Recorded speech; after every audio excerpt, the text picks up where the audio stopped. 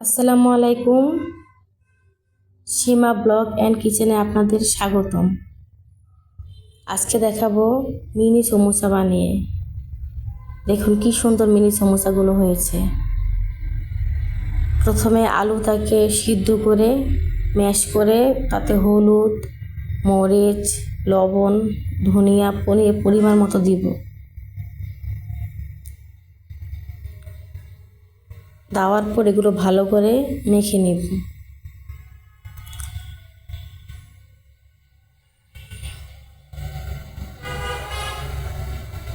মাখা হয়ে গেলে তা এক পাশে রেখে আমরা আটার ডোটা করে নেব। 2 কাপ আটা, একটু লবণ পরিমাণ মতো, একটু তেল দিব আর পরিমাণ মতো পানি দিয়ে ভালোভাবে ডোটা রেডি করে নেব। তার আগে তেলটা যে দিয়েছি তা দিয়ে আমরা ভালো করে আগে মেখে নিব। এভাবে যদি শক্ত হয় তাহলে বুঝবেন যে আটাটা রেডি হয়ে গেছে। এখন পানি দিব, পানি দিয়ে সুন্দরভাবে আটাটা মেখে নিব।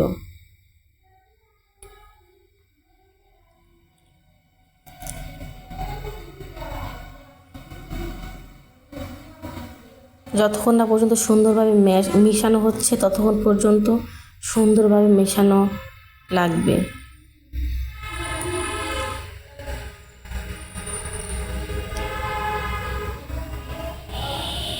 আমার মেশানো হয়ে গেছে। এখন রুটিটার মধ্যে একটু তেল দিয়ে দিব যাতে উপর দিকটা সফট থাকে।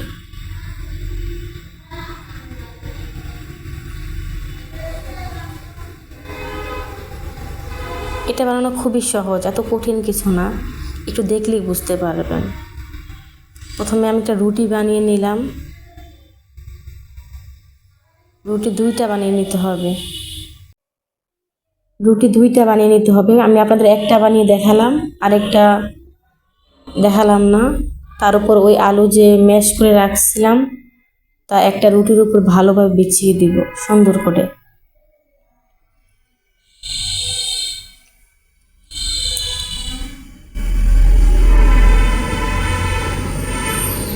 দেখুন সুন্দর করে আমি বিছিয়ে দিয়েছি। এখন এই রুটিটার উপর আরেকটা রুটি দিয়ে দিলাম।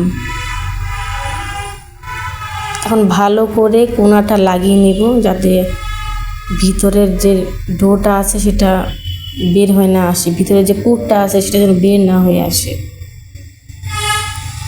ভালো করে চাপ দিয়ে দিয়ে লাগিয়ে দেবেন।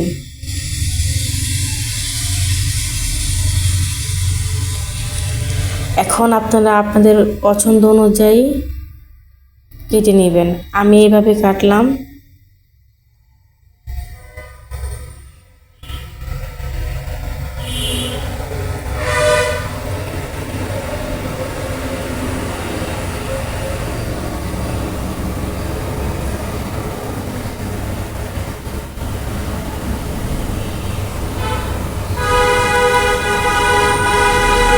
এভাবে আড়াআড়িভাবে কেটে নেবেন, তাহলে একটু সহজ হয় আর কি।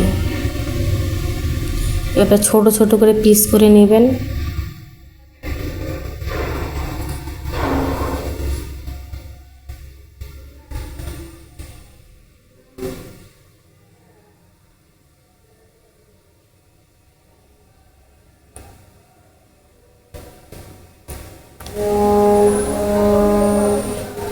আমার কাটা হয়ে গেছে। এখন আমি এগুলোকে সমোসার শেপ দিব। একটু খেয়াল করে দেখবেন আপনারা কীভাবে আমি সমোসার শেপগুলো দিচ্ছি।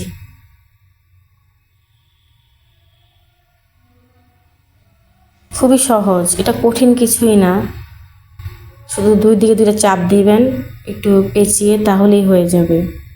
একটু খেয়াল করে দেখলেই আপনারা বুঝতে পারবেন।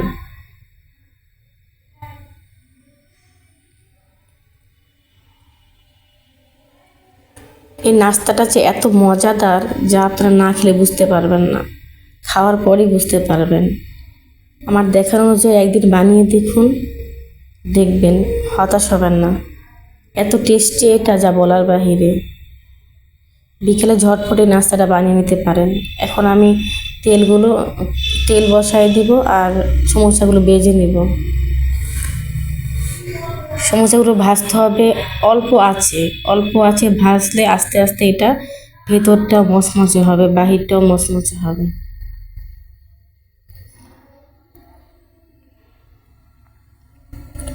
তেল বসিয়ে দিলাম, এখন আস্তে আস্তে করে একটা একটা করে মিনি সিঙ্গারাগুলো দিয়ে দিলাম।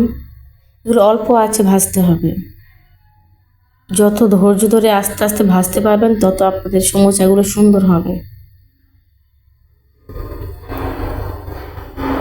একটু শক্ত হয়ে আসলে তারপর উল্টিয়ে দিবেন, তার আগে উল্টানোর দরকার নেই, তাহলে আবার ফুলে যাবে, কারণ এটা নরম তো এই কারণে।